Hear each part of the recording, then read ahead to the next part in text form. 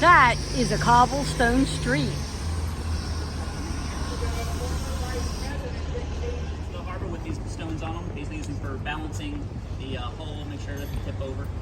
So that when they come into port, they were empty. They'd fill them up with whatever they needed, whether it was food. Eventually, more of these buildings being bought, painted a bright color, renovated and everything. Eventually, labeling this Rainbow Row. The famous Rainbow Row.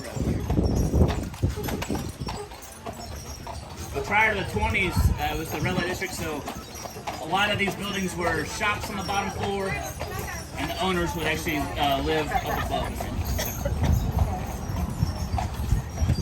And so guess about how much this cost? You might have a couple there. A couple million.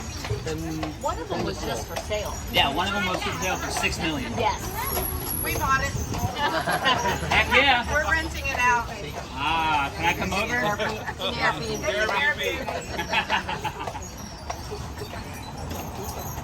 It's amazing the difference when you get south abroad. I don't know if someone lives south abroad, they will tell you.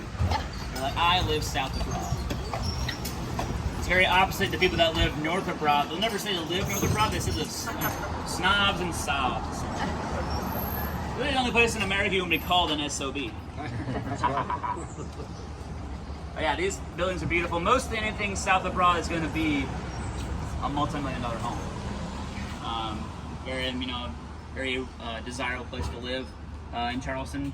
I mean, after the Civil War, Charleston was broke. And that's probably where the old look of Charleston comes from. You know, most buildings in Charleston look very old, don't they? But they might not. Some of them are actually, very newly built. But whenever they wanted, to have more piece of the walled city. Well, like I said, anything beyond East Bay Street was made or reclaimed land. You notice these streets on the other side are wharfs. Not roads, wharfs. Vanderhoff's Wharf.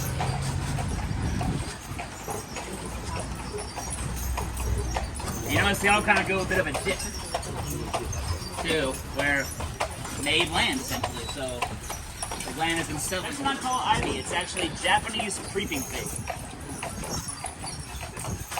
Ivy would actually get underneath whatever material it's on, destroying it from the inside. But the creeping fig has little suction cups or nodes on it, basically just stick to the surface. So it really doesn't do any damage to the structure at all.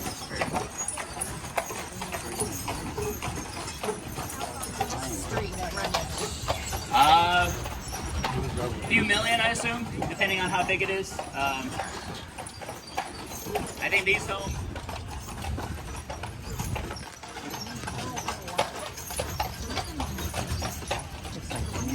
All of these houses are the same type of floor plan. They might not look the same on the size, but they are the same floor plan, a single room wide. 2 to 3 rooms deep, complete with a side porch, or we call piazzas. I don't call them porches in Charleston, I call them piazzas. We fancy here in Charleston. Get one last good look at the harbor, you guys. Very beautiful. See the porch with all these boats. It's incredible. I've never seen that many boats, full sailboats out there in my life. Cannons. Those are real Civil War Union cannons. That's where we got the battery name from. It's not called Battery Park or not in New York. Battery is a military term for cannon emplacement. And so we have quite a few cannons out there. All are real Civil War cannons. You guys heard of the Angelo tree? That one is estimated between 800 and 1,000 years old. What? 800 to 1,000 years old.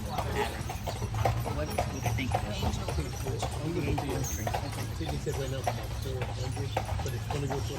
That's estimated between 800 and 1,000 according to the record of history. So that corner house,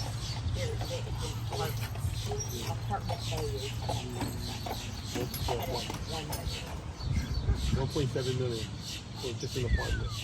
so it's broken up into apartments. Ah, that's one of the very few then. You see the yin-yang patterns in there. Yin and yang.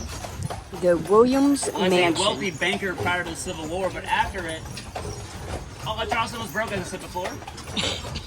But somehow he was able to get enough money to build this house a few months after the Civil War had ended. because they started financing blockade runners during the Civil War. George, The a nice, Williams Mansion. Tiffany stained glassware set. But George didn't want it, so he sent it back. And then